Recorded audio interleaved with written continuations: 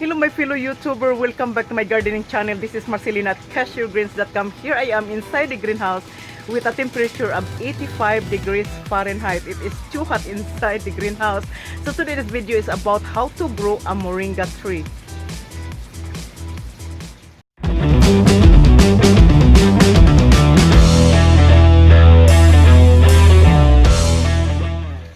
Today we're going to be learning on how to grow and propagate moringa tree. But before we continue this video, if this is the first time you discover my gardening channel, consider to subscribe below. Also don't forget, click the bell for notifications so you will first get notified when I upload new video. And if you want to see more advanced gardening ideas, just check some of the suggested videos you see on the top of the screen, and see you on the next page. Today we're going to be learning on how to grow and propagate moringa tree. There are different methods to grow the plants. You can propagate them by seeds germination, you can propagate them by grafting or by stem cuttings.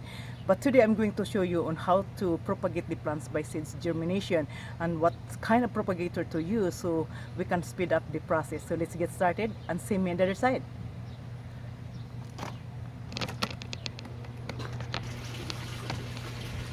You can use different kind of propagator to grow the moringa.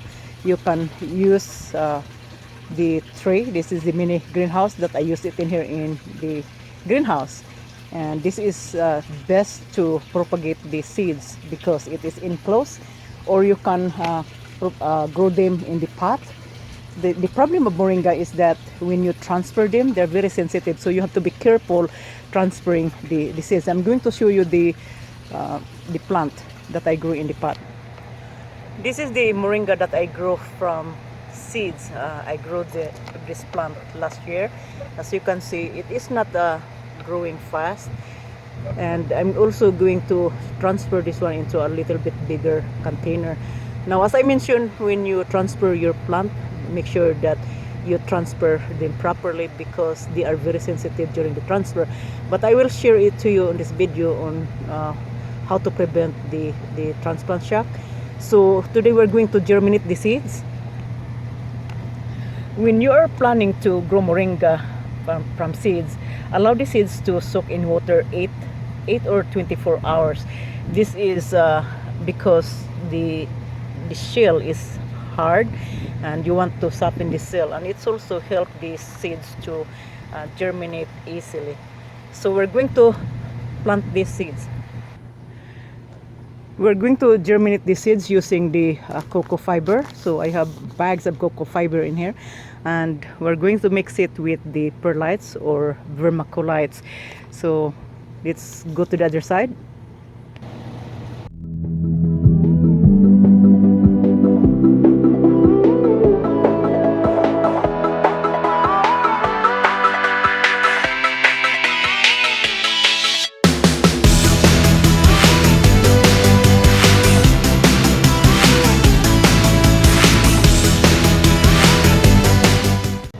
I use the banded pot to grow my seeds, and my partner here wants me to grow 2 seeds in its pot to make it sure that one of the seeds germinate.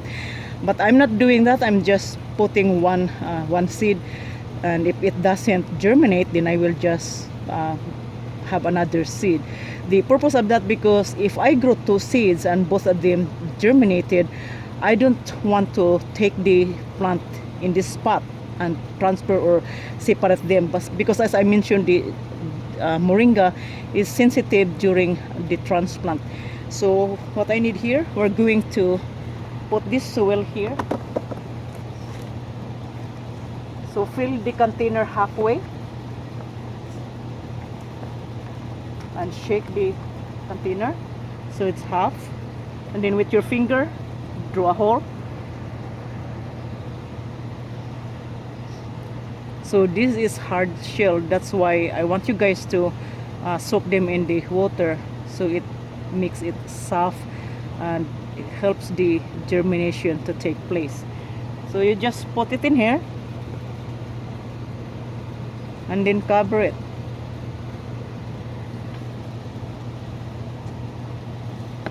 You can also grow this one directly to the garden.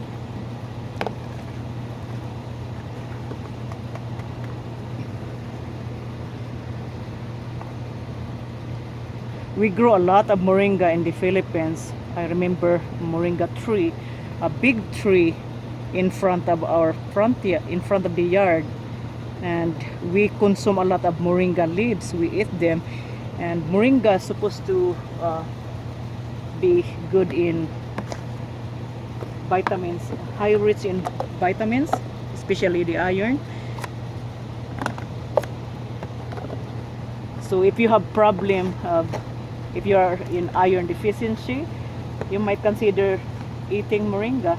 For those of you who are not familiar of this plant, this is called malunggay in the Philippines. We call this malunggay or kamonggay, and we consume mostly by the leaves. But some of the part of the country, they use the plant for herbal medicine, and you can use the roots. You can also use the flower. Some people eat flower. I haven't eaten flower yet, but I think it's so good. We normally just use the leaves and make a soup.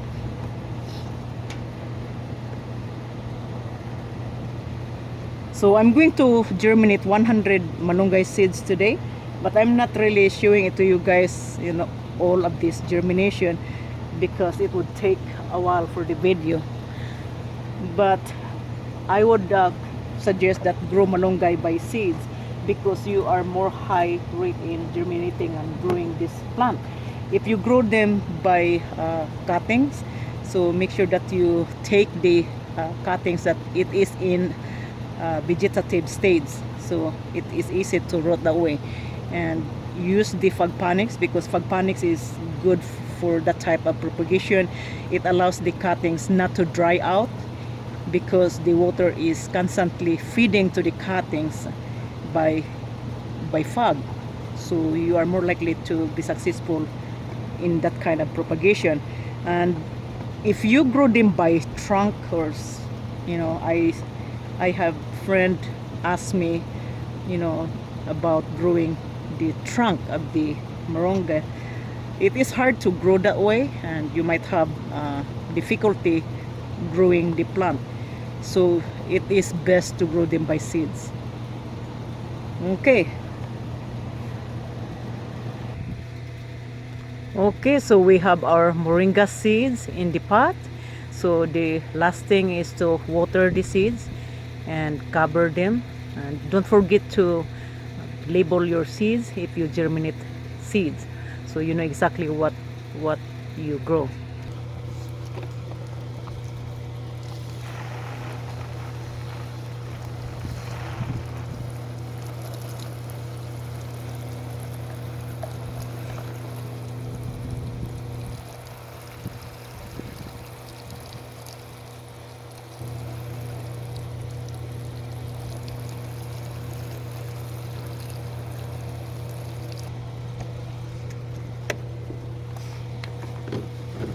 So I'm going to cover the tray with this lid.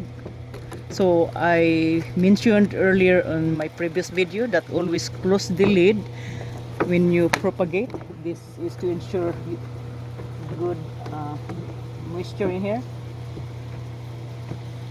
So close the lid for a week. Then the second week of propagation, you have to open the vent. And the next thing, we are going to label the seeds. Moringa is easy to grow, and you are more likely to have a higher rate of propagation if you grow them by seeds. So I'm going to label here so I know what I germinate.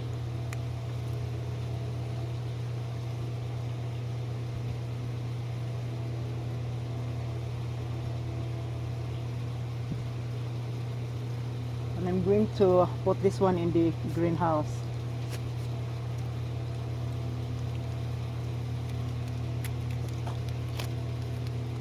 So I put it in here so I know what seeds is this, and that's it. So let's put this in the greenhouse.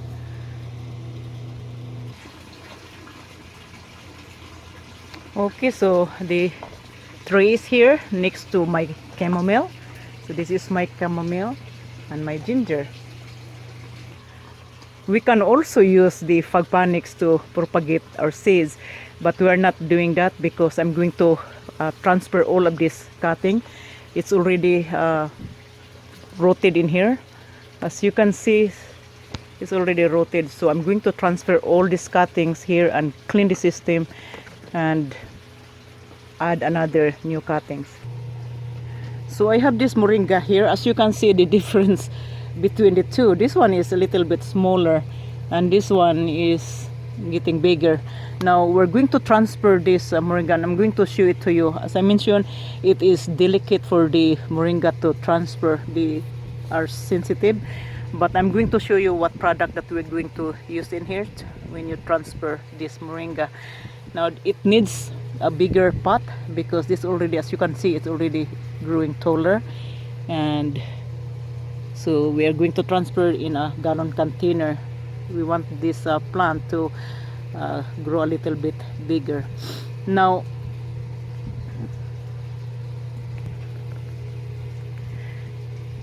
to transfer this moringa, this is not the best time to transfer the plant because it is too hot. It is 3 o'clock in the afternoon, and I'm just taking my risk here just to show you guys on how to transfer the moringa. Actually, I don't transplant the plant if it is too hot, and so I'm risking my plant in here. What I'm going to do here, after I transplant this moringa, I'm going to put it in the shade to away from the direct sun. So I'm going to use the vermiculite here and also the Mother Earth. So a little bit of Mother Earth, I also use this cocoa fiber and then the happy frog. So I will mix this well together. Now moringa grows different type of soil, but they do well if you grow them in a loam sandy soil, as long that there is a good drainage.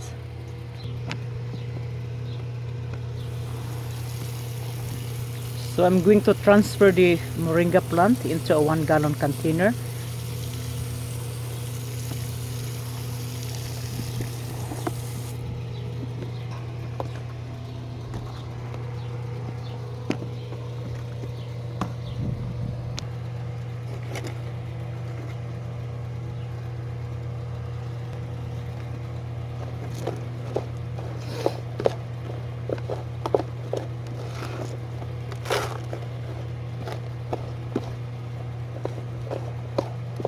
Don't transfer the plants or any kind of plants during hot days like right now. I just do this one to show you guys how to transfer the moringa.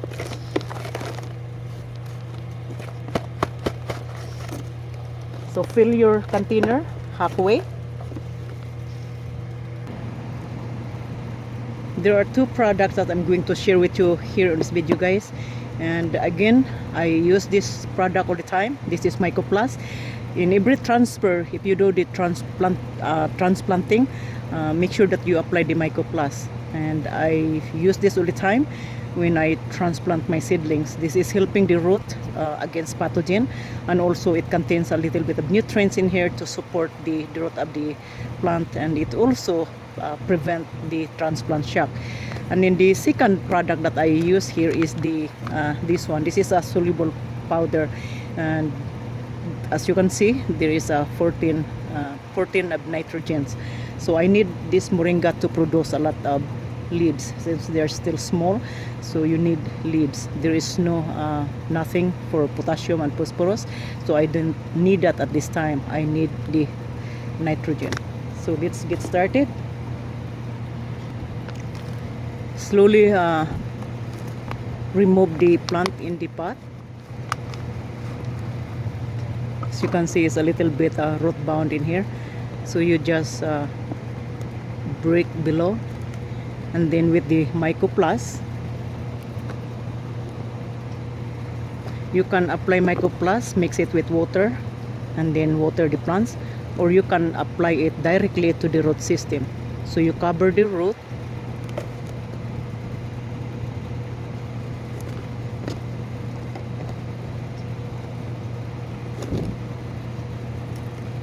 and then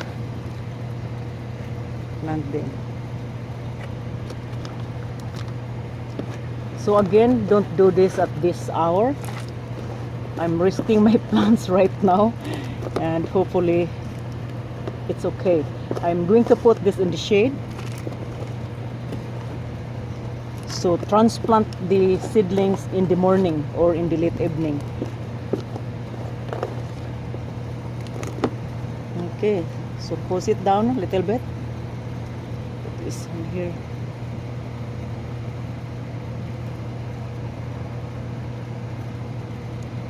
I have this zip tie to zip my moringa.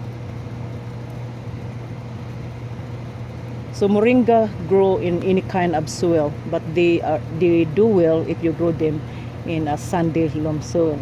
The fertilizer, you can use any kind of fertilizer.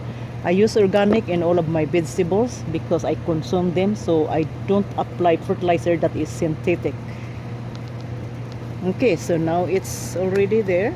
So I water them again before I apply my fertilizer.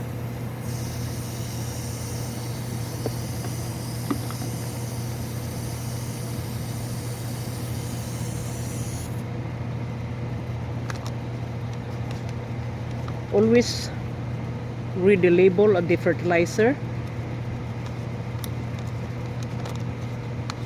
how much you put it in there. But at this time I just give them a pinch.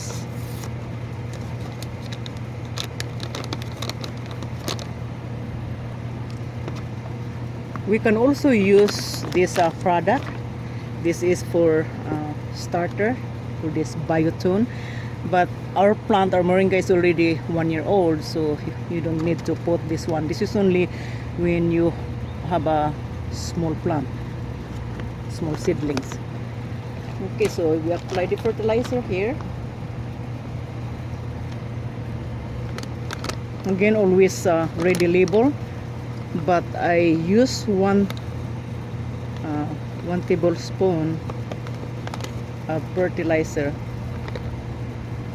So, and I will spray it in here. This is powder.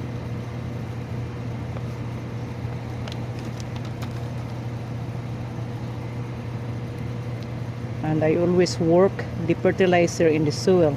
We could also add this one in the soil while we're mixing the soil.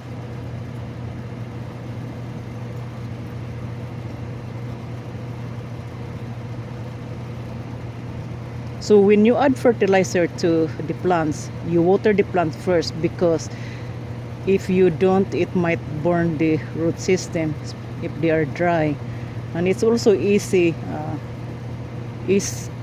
for the fertilizer to absorb by the root if you water the soil before you apply the fertilizer. Okay, then water it again.